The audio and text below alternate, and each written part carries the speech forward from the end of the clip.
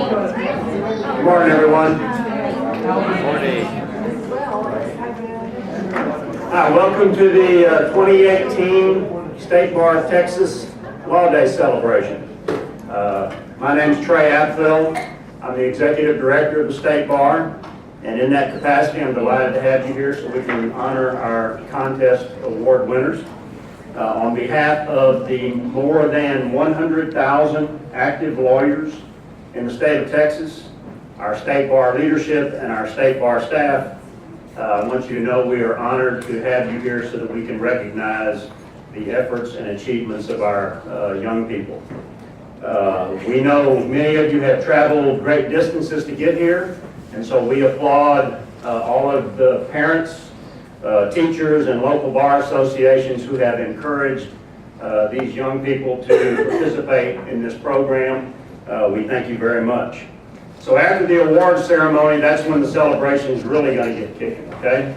We're going to have lunch in the lobby. That'll be served. And then after that, we're going to gather around 12:30 at the front door for a group photo. And then you're going to get a special treat. You're going to get to tour the Texas Supreme Court and the Texas Court of Criminal Appeals. And you know, you're doing it at a lot younger age than I ever did. So with that, I'd like to call on our kindergarten through second grade winners, Arlette Guzman, Ekaterina Miller, and Lorick Pham, to come and lead us in the Pledge of Allegiance and the pledge to the Texas flag. And then after the pledge, we'll hear from our State Bar President, Tom Vick from Weatherford. Morning. Very nice job, guys.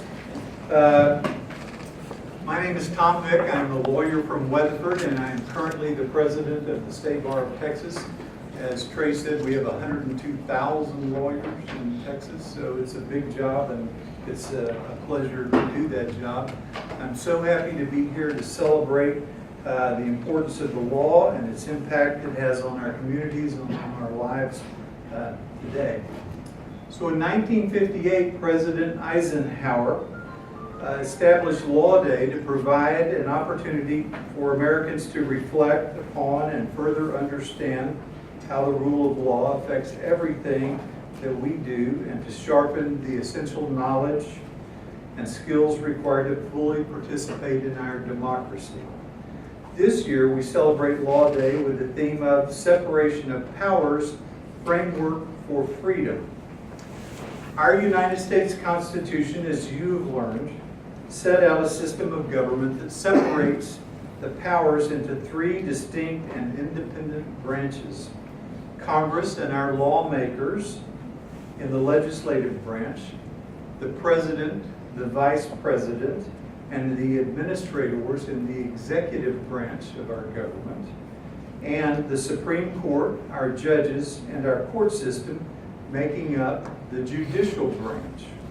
In short, our legislative branch makes the laws, the executive branch and its various departments enforce the laws, and the judicial department interprets the laws. These three branches of government share power, and each serves as a check or a balance on the other. In number 47 of the Federalist Papers, Founding Father James Madison, who was the fourth president of the U.S., said this: "The accumulation of all powers, legislative, executive, and judiciary, in the same hands, whether of one, a few, or many, whether hereditary, meaning someone inherited it, self-appointed, or elected, may justly be pronounced the very definition of tyranny." Now, that's a pretty dense statement. But essentially what President Madison argued was that no one person or no group of people should control all of the power of government in one spot. His position is that if one person or a group controlled the creation of the law, the enforcement of the law, and the interpretation of the law, and we had no checks or no balances, then it would result in a very cruel and oppressive government. For example, guys, if your mom was the only decision maker in your family, and held all of the power. And there was no possibility that you could ever appeal to dad or your aunt or a grandmother.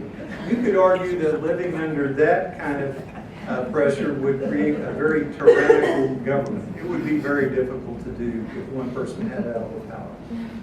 So I don't want to start a rebellion in your household, but I think you can see the point. And that's the point of our founding fathers.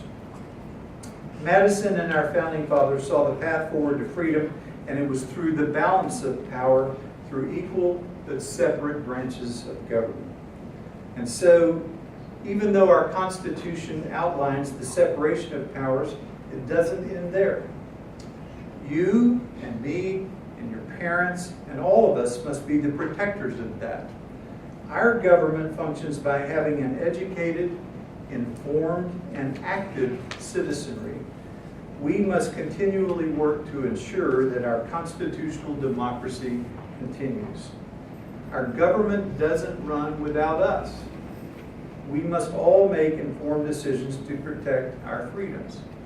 So, for example, the United States Constitution doesn't begin with the words, the courts, in order to make a more perfect union. And it doesn't start out with the legislators in order to make a more perfect union, or even that the president in order to make a more perfect union. It begins with we the people in order to form a more perfect union. And that means you. It means all of you. Moms, dads, children's educators, my fellow lawyers. So I want to thank all of you for being here today. And I'll now ask Bailey Rhodes, who's the president of the Texas Young Lawyers Association, to come join me in announcing and presenting our Law Day winners. Bailey? Welcome to Law Day.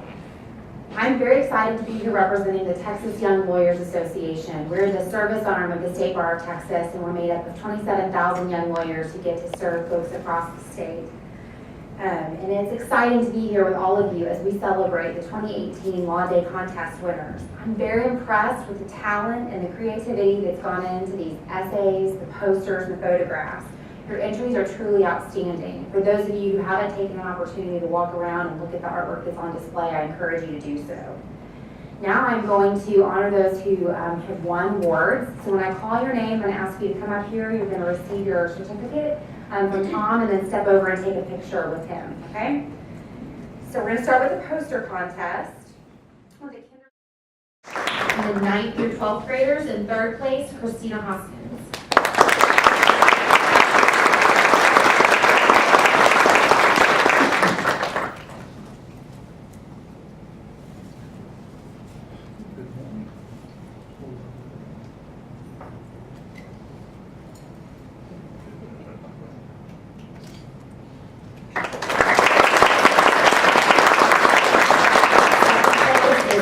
Duncan, who is not present, and 1st place is Ashton Goebel.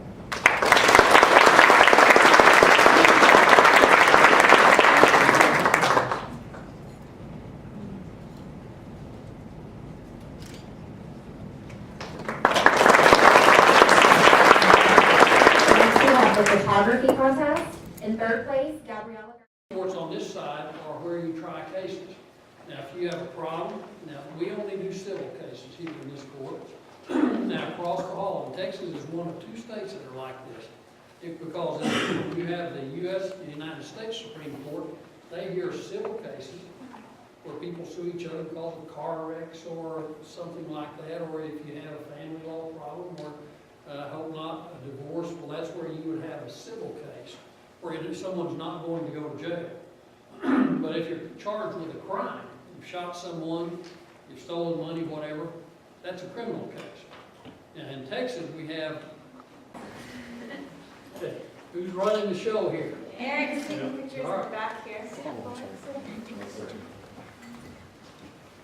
Hey, cousin.